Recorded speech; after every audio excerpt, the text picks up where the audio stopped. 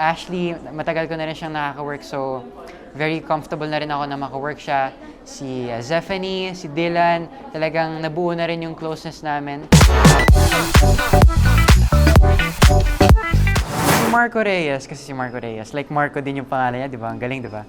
Marco Reyes, hindi siya outgoing, medyo introvert siya, medyo mahiyain siguro. Kasi nerd siya eh.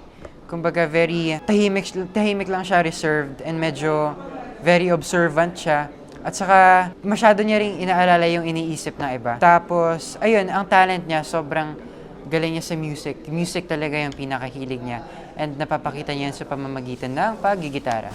Well, dahil ngayong may bagong youth-oriented show ang GMA, very grateful ako and thankful sa GMA dahil nabigyan nila ako ng opportunity ulit para ipakita yung talent ko sa pag-acting, and I'm very happy. Sobrang saya ko dahil gagampanan ko tong character ko.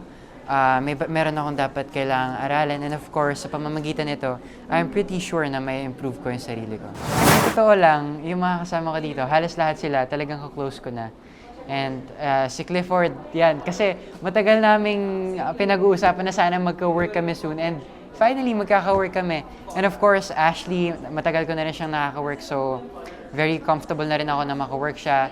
Si Zephanie, si Dylan, talagang nabuo na rin yung closeness namin.